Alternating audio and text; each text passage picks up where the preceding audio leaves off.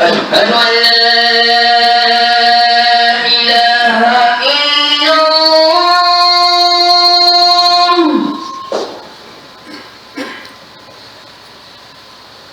أشهد أن لا إله إلا الله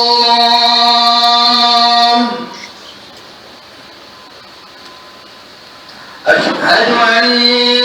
محمدا رسول الله أشهد أن محمدا رسول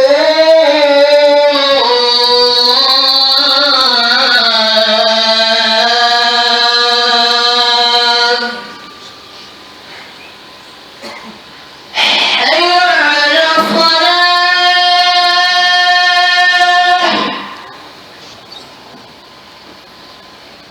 حي على الصلاة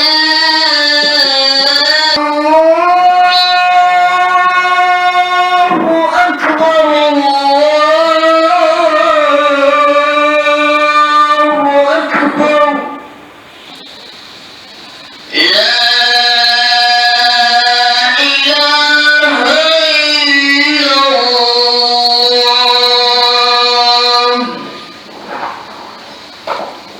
والإله جل في أولاه القائل في كتابه العزيز يا أيها الذين آمنوا اتقوا الله حق تقاته ولا تموتن إلا وأنتم مسلمون فقد قال النبي صلى الله عليه وسلم إنما الأعمال بالخواتيم وفي صحيح البخاري قال المصطفى صلى الله عليه وسلم إن العبد ليعمل عمل أهل النار وإنه من أهل الجنة ويعمل عمل أهل الجنة وإنه من أهل النار وإنما الأعمال بالخواتيم وقال صلى الله عليه وسلم لا تعجبوا بعمل عامل حتى تنظروا بما يختم له العمل بخواتيمه يتي الله سبحانه وتعالى أولو علم تبي نحانني عند يتتمو يتم كانكو الله سبحانه وتعالى موتوي أسيرالي أسيرته ko moƴƴere woni ko andira o seerali o seerata kadi ko teddingol e moƴƴagol woni ko siftora ɗo seedo ala reweteɗo e goonga si wona kanko allahu subhanahu wa ta'ala ɗo seedo oɗo jiyaɗo makko nulaɗo makko mo o suɓi o nuli e meɗen fi malnugol en ka adna meɗen e ka lakara meɗen oɗo ko jiyaɗo makko e kafa ko nulaɗo makko mo o suɓi o nuli e meɗen ɗen toromo kanko allah subhanahu wa ta'ala yo juule e nelaɗo e ɓengude maɓɓe nden e sahabaɓe maɓɓe ɓen o hisnaɓe jiyaɓe allah ɗo wasiyo hoore an wasiyo on hulgol allah subhanahu wa ta'ala kulol ngol tawata ko kulol ɗaɓɓangol ngol hulte kon fuu ko ya hulu doga pottitoɗa si wona allah allah sa hulimo ko ya dogo battoɗamo hulen allah subhanahu wa ta'ala wiwɗo ka deftere makko teddunde يا أيها الذين آمنوا اتقوا الله حق تقاته ولا تموتن إلا وأنتم مسلمون ko ono yo yimɓe gomɗinɓe hule allah hattirde e hulugol hule allah no allah haani hulirede noon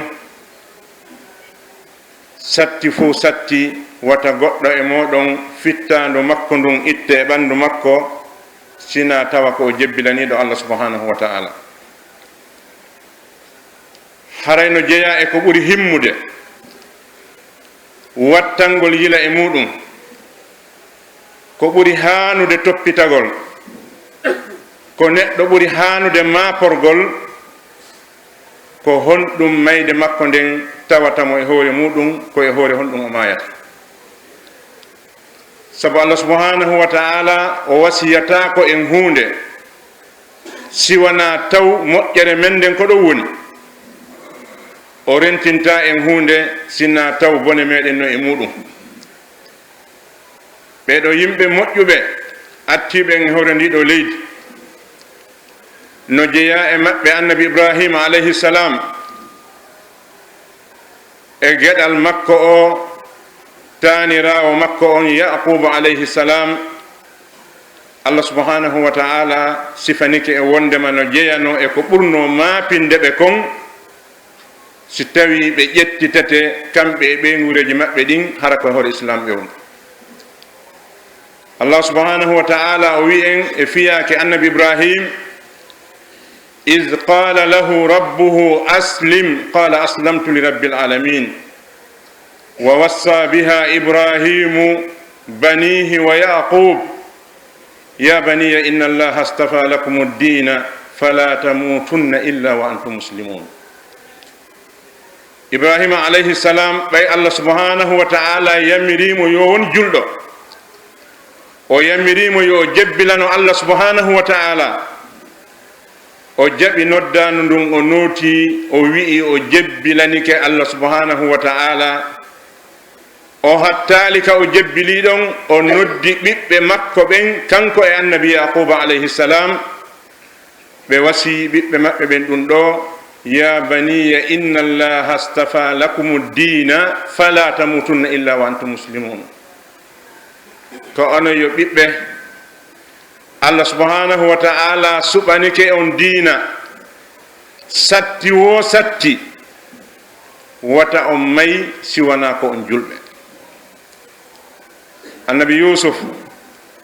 alayhi salam oɗo mo tawi ko annabajo, ben makko kadi ko annabi, soro makko kadi ko annabi, suudu maɓɓe ndin fof ko annabako.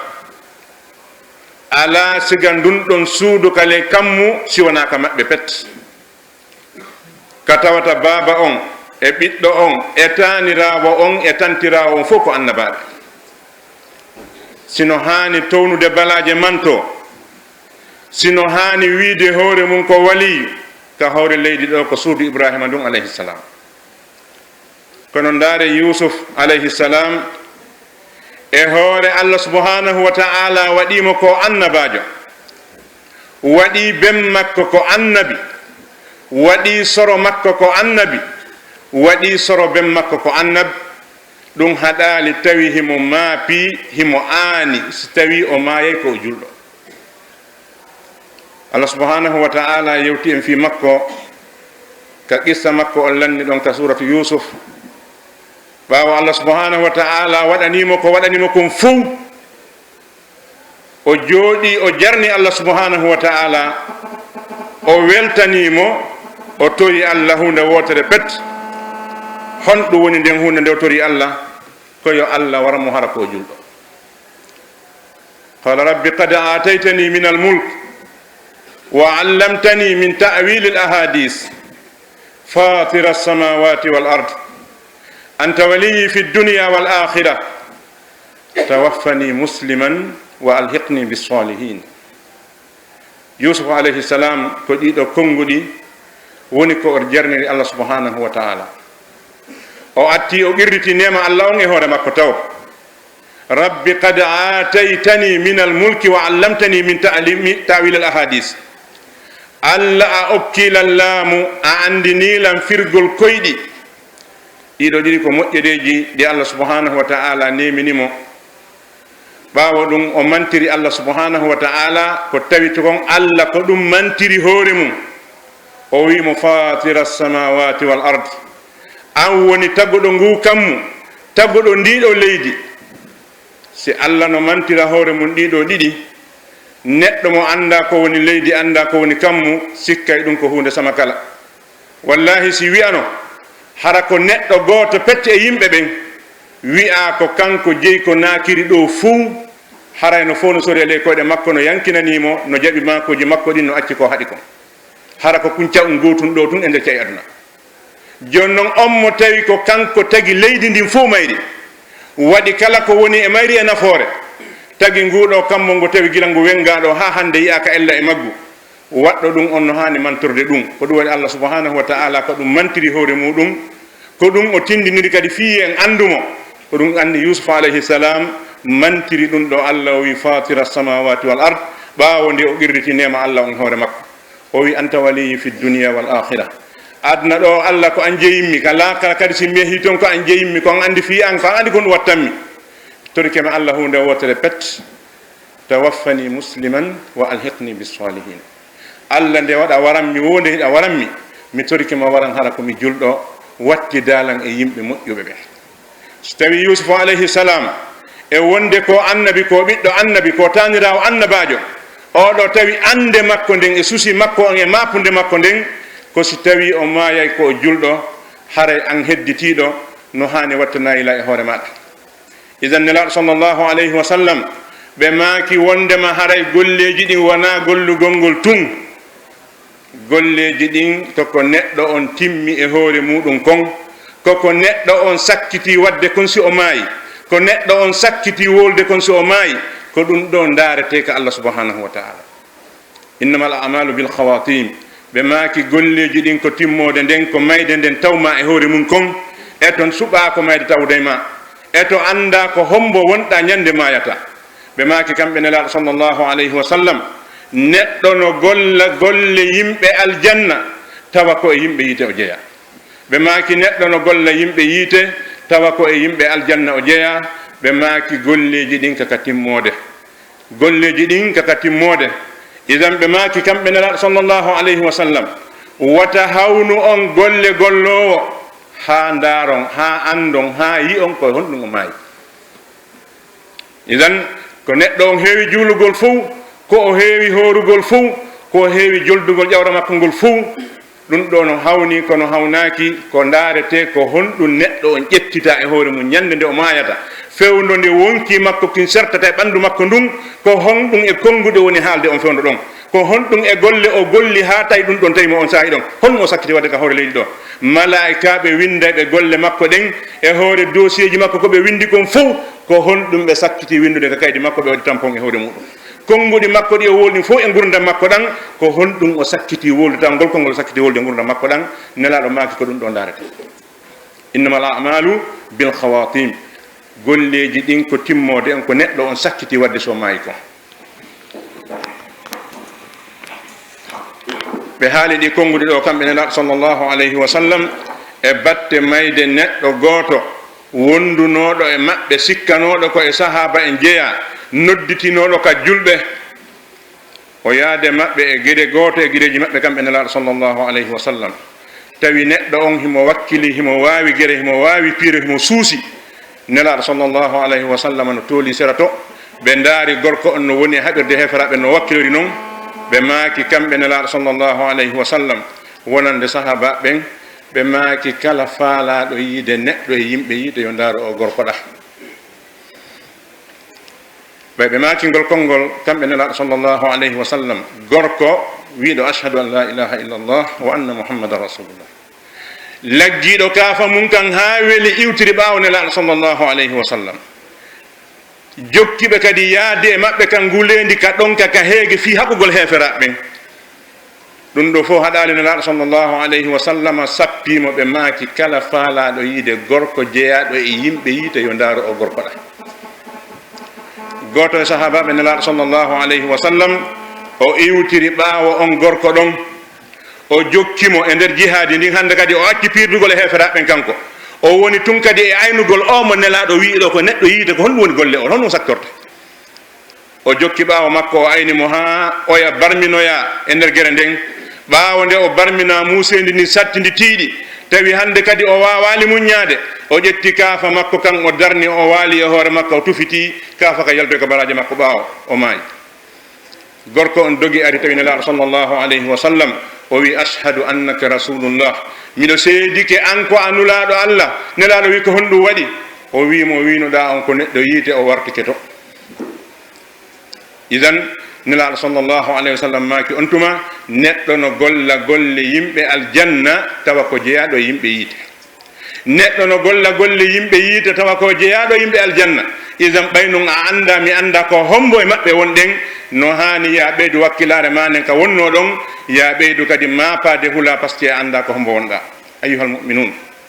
man mata ala shay'in ba'asahu llahu alayh kama akhbara bidhalika almustafa sallllahu alayhi wa sallam. ما أصعب الانتقال عن البصر إلى الأمى وأصعب منه الدلالة بعد الهدى والمعصية بعد التقى. ما العجب ممن هلك كيف هلك إنما العجب ممن نجا كيف نجا. أنا يقوم دي مهري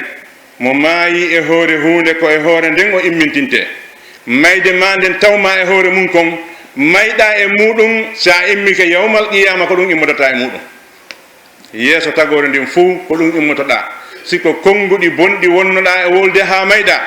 ɗiɗo immidoyda e muɗum kadi yeeso Allah subhanahu wa ta'ala. siko konnguɗi moƴƴi kadi wonnoɗa e wolde ha mayɗa ko ɗi immodata mo yeeso Allah subhanahu wa ta'ala. wa kadhalika siko e laawol bone wonnoɗa ettuɗa ha mayɗa e hoore muɗum ko e hoore ɗum kadi immoytoɗa. idan ne wona nelaɗo sallllahu alayhi wa sallam humpitiri ni ɗum waɗi wonali ko ɓuri sattude ala ko ɓuri sattude nde tawata neɗɗo hanki hari himo yiyayno hande o yiyata. ko ɓuri sattude ɗum ɗon ko honɗum ko nde neɗɗo o majjata ɓaawo nde o feewi. neɗɗo nde tawata yehi ha o feewi ɓaawo ɗum o yilto o wonta neɗɗo majjuɗo. neɗɗo nde yahata ha tawi o hulino Allah subhanahu wa ta'ala o acci bonnere o yiltito e bonnere nde o wonno nden kadi ɗum ɗo ɓuri hulɓinade bani adam. haray karama koɓe wi kaawe on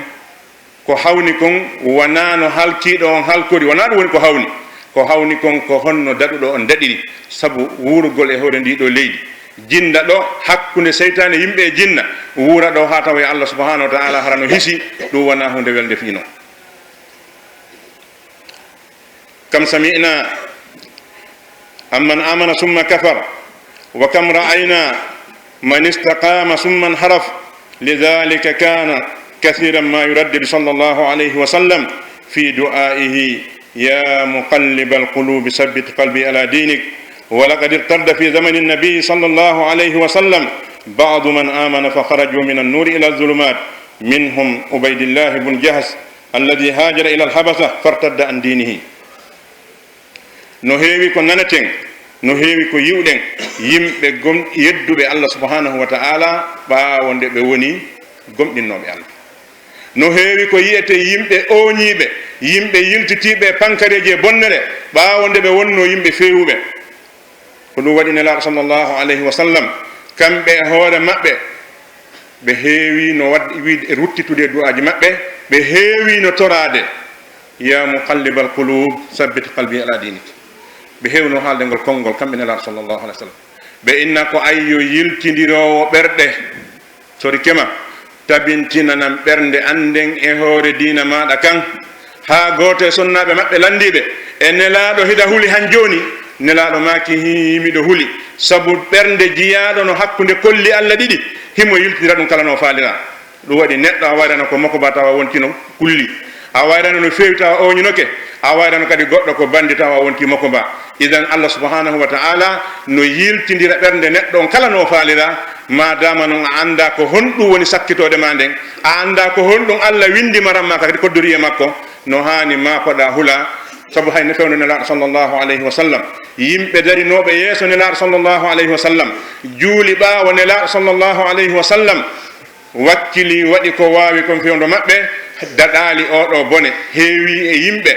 yartonɗinnoɓe fewndo nelaɗo te nelaɗo wuuri ɓe gomɗina fewndo nelaɗo yilto kadi ɓe wonta heefere ɓe fewndo nelaɗo sallllahu alayhi wa sallam. no jeeya e ɓen oɗo gorko weteɗo Ubaydillah bun Jahas o ferno o yehi Habasa o murti ton o naati keferagu o accide diina makko kan. وارتد بعد وفاته صلى الله عليه وسلم خلق قاتلهم أبو بكر رضي الله عنه، وارتد كذلك خلق في خلافة عمر رضي الله عنهم، منهم ربيعة بن أمية بن خلف كان رجلا شرابا للخمر فهده عمر رضي الله عنه، ثم نفاه إلى خيبر ففر هاربا إلى هرقل فارتد عن دينه ودخل النصرانية. باون الله صلى الله عليه وسلم فجني هدن عندي بوي وينو بن أشهد أن لا إله إلا الله وأن محمد رسول الله بيلتتنو إكونغو دي مأبي دين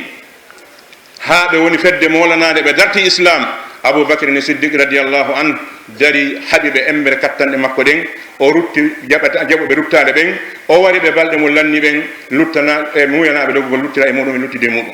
wa kadhalika fa sayyidina umar radiyallahu an fewndo makko kadi jama buy murtuna yalti dina kan wonti yimbe heferabe no jeya e ben don o do gorko wiete do rabiata bun umayya bun khalaf o do hari ko hewuno do yargol beere sayyidina umar nyande go nanguno mo foccimo bay hari mo suli o jettimo nawri khaybara o yo madina wata o raabo yimbe ben o nada be boneji makko di o dogi o yahi ka hirgal baawo dum o murtoy ton o wonti neddo nasraniyankojo o accidi dina makko kan. idan harayno hanani bani adama fo bani adam ma panagol hoore makko ma panagol ko woni yanganade kon ko honto dum do wattinta ko honto wonta sakkitode mudum sabu battane bonde ko hunde hulbininde neddo on kaka o maayi mudum kon wana ya ndaru tum bayda heewi jangude qur'an bay hida wakili ittugol sadaka bay ayahi makka laabi dududi bay a wadi dum da dum to sikka wa gasi gasali taw no hani ma pada no attibe be ma porno non yimbe andube Allah subhanahu wa ta'ala ben be ma porno fi kat battane mabbe den koy hondum be mayata e mudum ha berde mabbe Musa ha wontana be nawnare sabu ande ko woni ka berde mabbe kulol eske koy hoore hondum be mayata. idan haray نرى صلى الله عليه وسلم ماكي حديث عبادة بن صامت رضي الله عنه بماكي وندما من أحب لقاء الله أحب الله لقاءه ومن كره لقاء الله كره الله لقاءه بماكي كم من الله صلى الله عليه وسلم كلا ندو يدو حور قول الله الله كدي دي حور قول ما كلا ندو أنيدو حور قول الله سبحانه وتعالى الله كدي حور أني حور قول ما. idan si tawi neddo no yidi hawrugol Allah subhanahu wa ta'ala Allah haray no yidi be hawru si tawi neddo anyi hawrugol e Allah haray mo andi ko honno mo suumi golleji makko din ko adi kon ha anyi hawrugol e Allah dum wala ha Allah kadi anya be hawru. aqulu qawli hadha wa astaghfiru lakum fastaghfiruhu innahu huwal ghafurur rahim.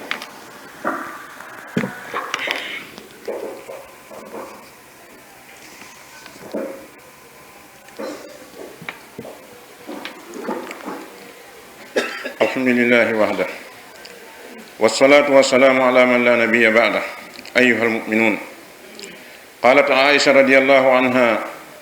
إنا لنكره الموت يا رسول الله. قال: ليس ذلك، ولكن المؤمن إذا حضره الموت بشر برضوان الله وكرامته، فليس شيء أحب إليه مما أمامه، فأحب لقاء الله وأحب الله لقاءه. وإن الكافر إذا حضر بشر بعذاب الله وعقوبته، فليس شيء أكره إليه مما أمامه، فكره لقاء الله وكره الله لقاءه. رواه البخاري. يتي الله سبحانه وتعالى أولو الله متوي وكان كهاني يتede وكان كتم هانا رewede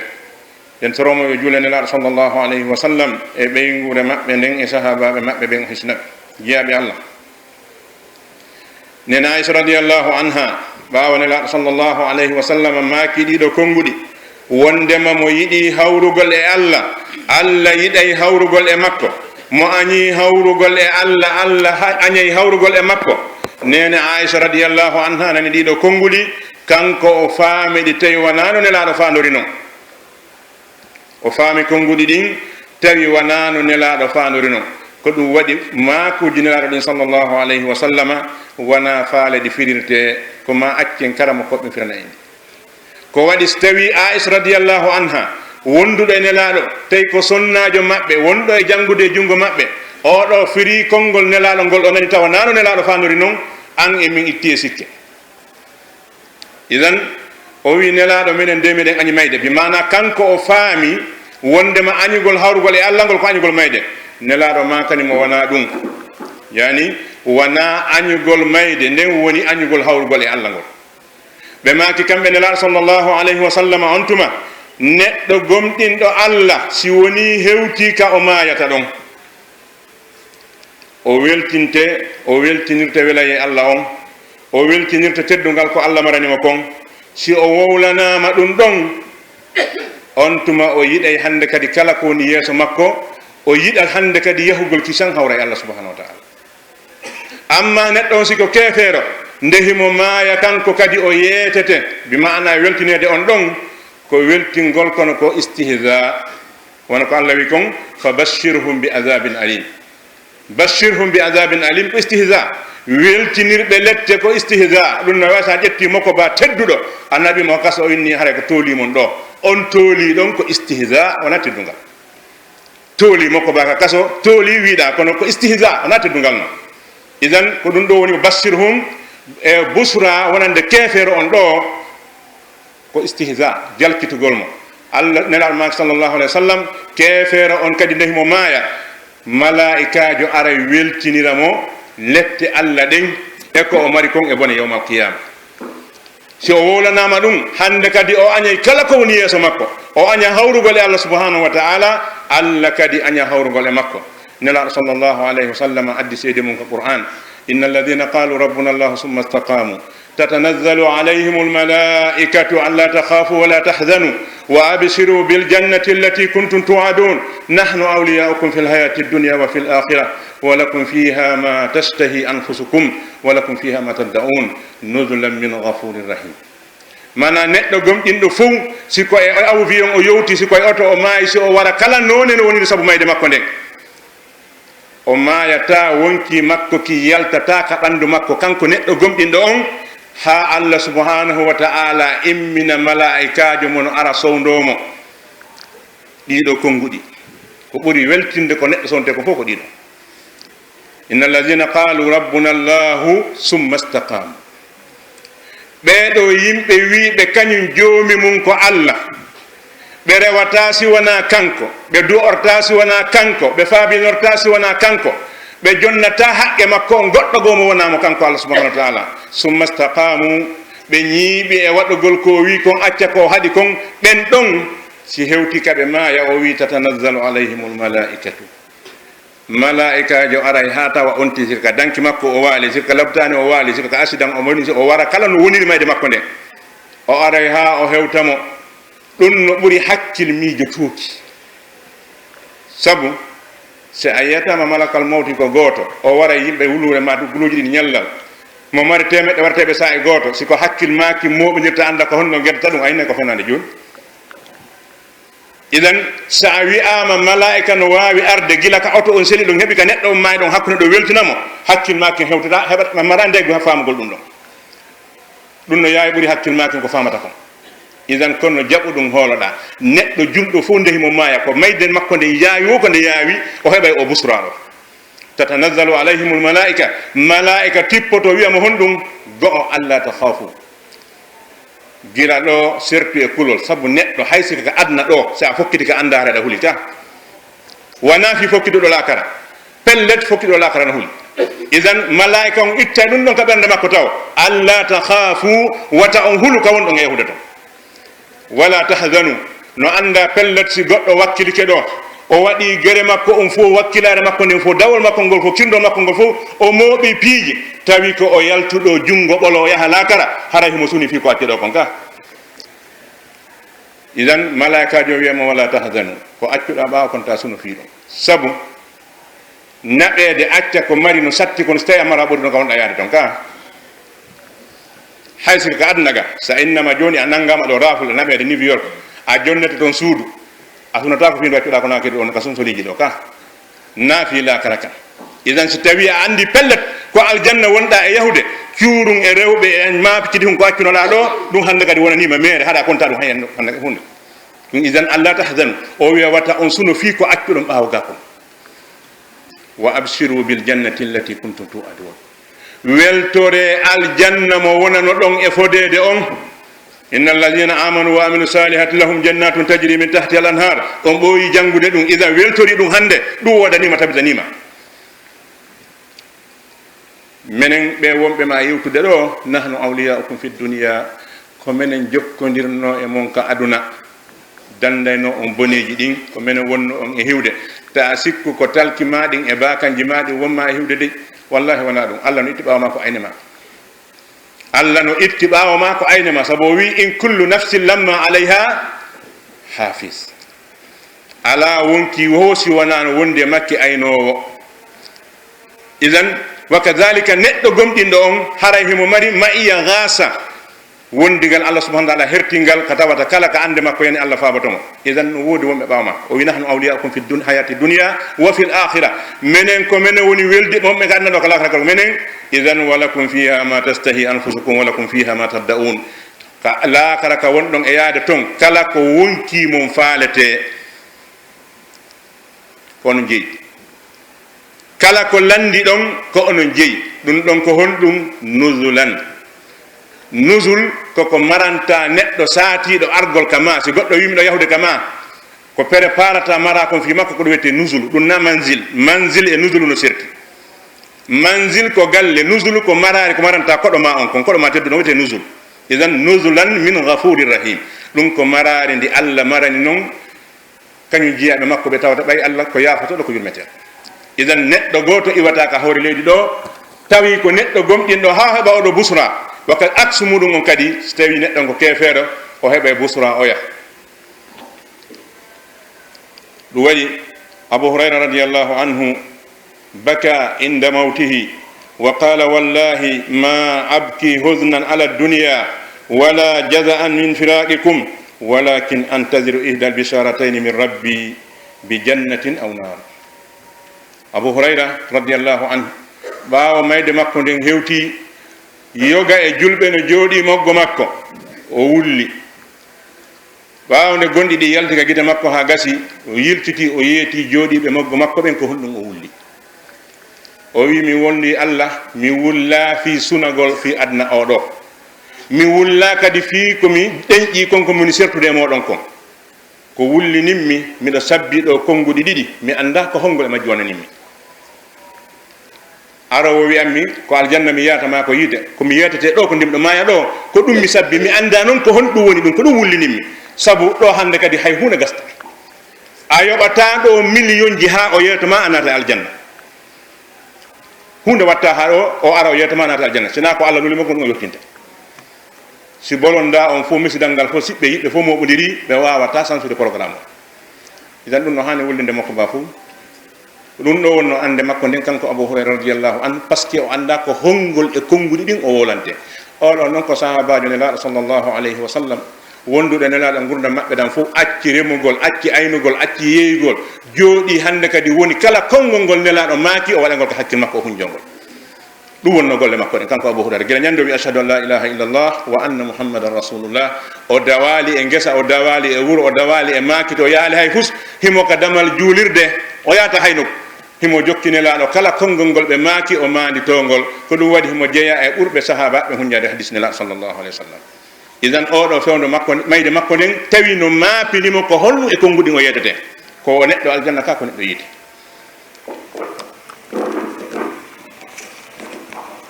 ibadallah su'ul khatima an yamuta al abdu ala halatin sayyi'ah من كفر أو جهود أو شك وهذه الداهية العظمى وأدنى من ذلك أن يموت وهو متلبس معصية من معاصي الله أو مصر عليها بقلبه والمرء يبعث على ما مات عليه والموفق من وفقه الله عز وجل والمخذول من هرم من هدايته وتوفيقه جيا الله حري كويتكم باتني بوندé yo Allah danden dum kala juldo ko hunde no tawata no hulɓinani bani adama sabu ko yimɓe ɓen hoolima o ko ɓe hoolima ko wakkiliɗa o so tawi ɗo moƴƴal hara moƴƴal idan ko woni battane bonɗe noon wona maygol e accident wona sumugol e suudu maaya wona nangede soke ware woni battane bonɗe wona ebola ma kolora wargol neɗɗo woni battane bonɗe ko nde neɗɗo on maayata e hoore alhaali bonɗo o maaya hara himo wondi e keeferagu non naadolokke keeferagu wo naadolokke konguɗi ɗi wowleteɗi ma kuuɗe watteɗe si tawi noon a wi an ko faalaɗa o a wowlay ko faalaɗa o a waɗay a hoore ɗum ko a julɗo aɗa ni hoore ma sabu se wi ɓeeɗo ko julɓe ɓeeɗo ko heferɓe ɓeeɗo ko naafiqi ɗum wonaka dolokaji serti wonaka leƴƴi serti wonaka leyɗe serti ɗum ko serti kaka konguɗi wolteɗe ka kuuɗe watteɗe idan maygol neɗɗo on hara ko o keefere mo wonde keeferagu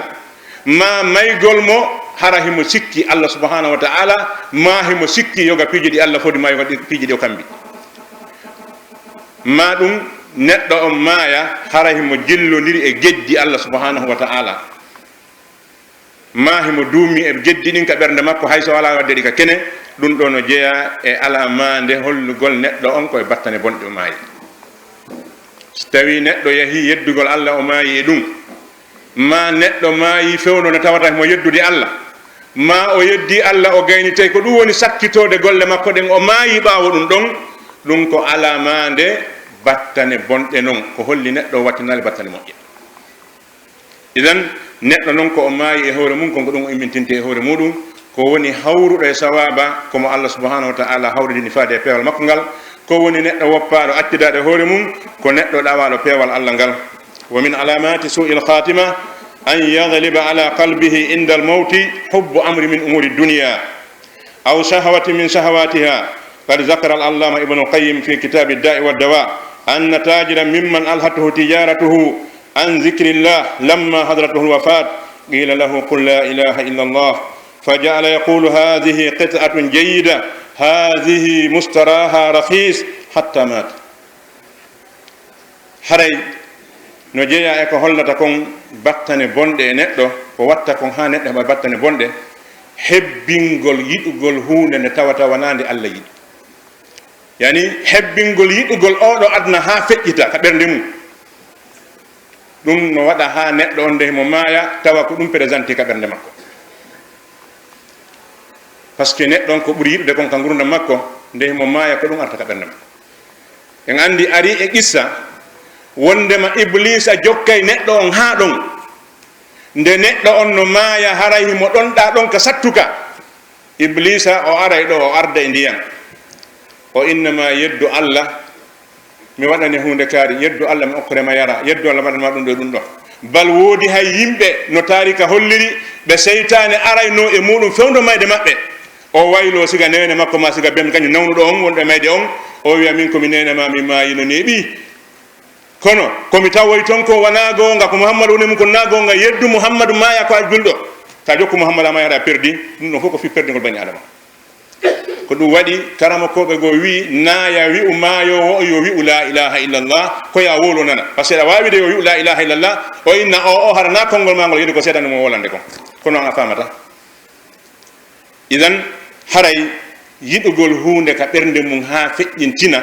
piiji e piiji aduna ma tuyo e tuyoji aduna ɗum no ara sabu ha tawa neɗɗo nde maya ko ɗum ɗon o wolata ko ɗum o watta ko ɗum o faala ibnu qayyim rahimahullahu ka deftere makko adda wa dawa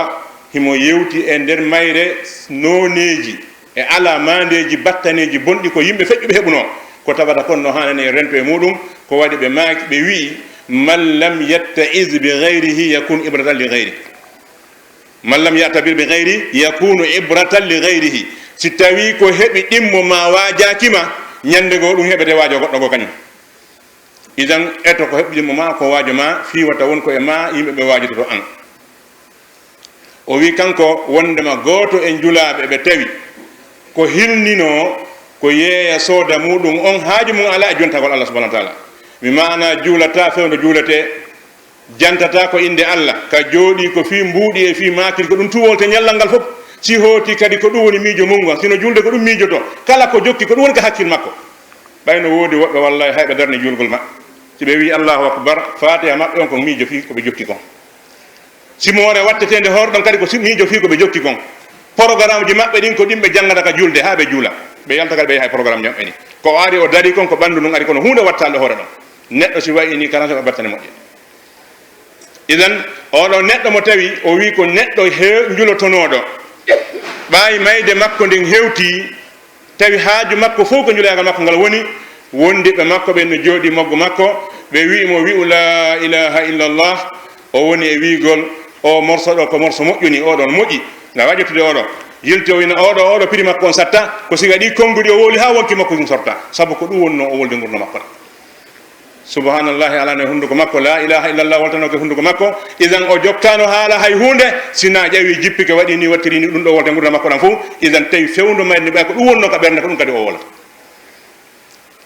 ربنا لا تزغ قلوبنا بعد إذ هديتنا وهب لنا من لدنك رحمة إنك أنت الوهاب ربنا آتنا في الدنيا حسنة وفي الآخرة حسنة وقنا عذاب النار برحمتك يا أرحم الراحمين اللهم نسألك بأسمائك الحسنى وصفاتك الأولى وبكلمتك التامة أن تجدد الإيمان في قلوبنا اللهم حبب إلينا الإيمان وزينه في قلوبنا وكره إلينا الكفر والعصيان واجعلنا اللهم من الراشدين برحمتك يا أرحم الراحمين سبحان ربك رب العزة عما يصفون وسلام على المرسلين والحمد لله